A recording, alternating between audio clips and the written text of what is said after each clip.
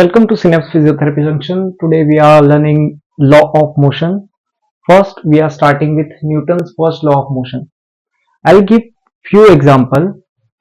You have to remember one of the few example, but the only thing you have to keep similar is definition.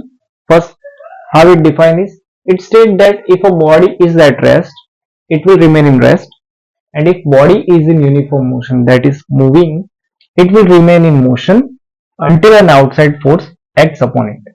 Let us take this example. Suppose this is marker. So gravity is acting on it. First, if I let it go, it will fall down. Second, my hand is making it still. It will be in static equilibrium because my hand is holding it. So if I have to make it move, I have to apply force.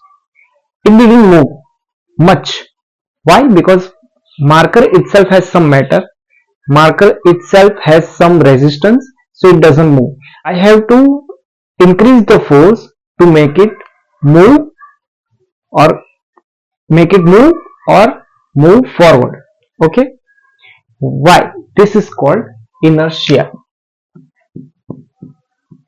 and it is law of inertia.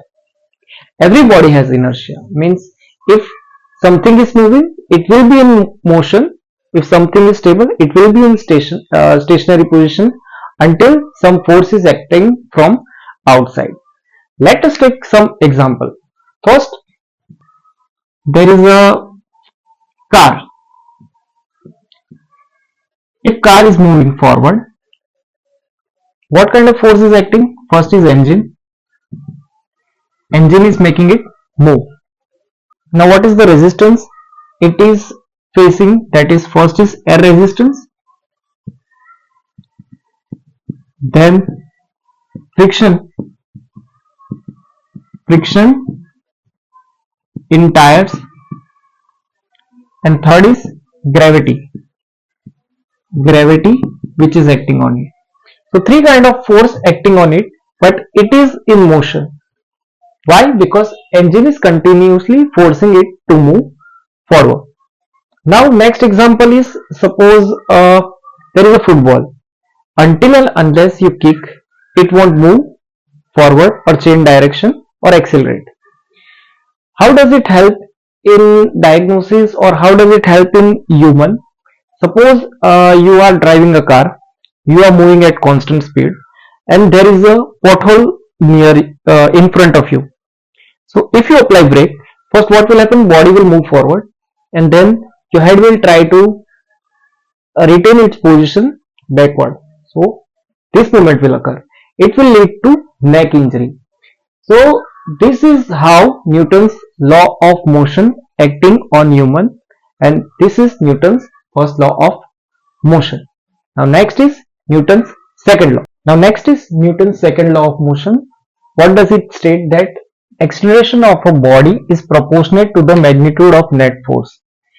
Acceleration is directly proportional to the magnitude of net force acting on it, and inversely proportionate to the mass of the body. It is also known as law of acceleration.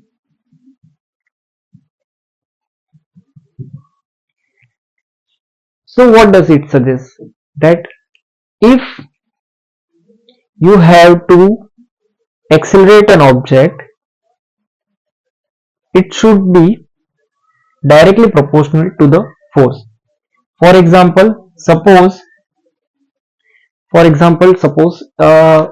you are applying a force of 1 Newton or 10 Newton on a person. There is a chance that person may move forward, but if you are applying 10 Newton force in front of car, there is lesser chance that it will move. Why? Because it is inversely proportionate to the mass. Greater the mass, greater will be the force required to move an object. You got it? So suppose when you go in a mart, you take the cart. Suppose the cart is empty, it is easy to move. Okay, but when you keep piling groceries, items and everything in the cart, it is harder to push. It is harder to push and it is harder on your wallet too. Okay, it is hard because why? Because the mass is added, so moving will be tough. Similarly, with respect to body, if one person is 50 kg and other is 100 kg, who will be able to do calf raise easily in a standing position? Both have equal strength, but the person with greater mass will have a difficulty in doing calf raises on a repetition. There might be a chances that 50 kg person will do double or twice or thrice than the 100 kg person. Why? Because the mass acting on the body will be less. Okay, this is the second law of motion. Now next is third law. So now third law of motion, Newton's third law of motion, that is, it states that for every force there is an equal and opposite reaction force. It is also known as action reaction law.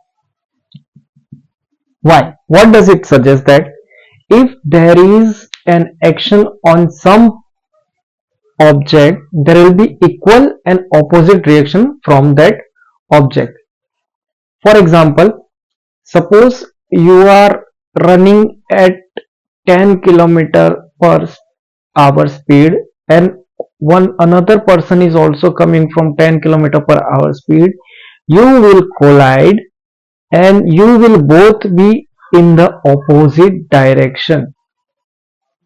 You have seen the bull that struck each other on head, they move slightly apart after striking their head. Similarly, when you jump from the ground, you give force on the ground will give force on the upward side. You jump downward, your muscles give the force downward and the earth will give the force upward. So that's how you jump. So every object is following this phenomenon, action and reaction. Thank you.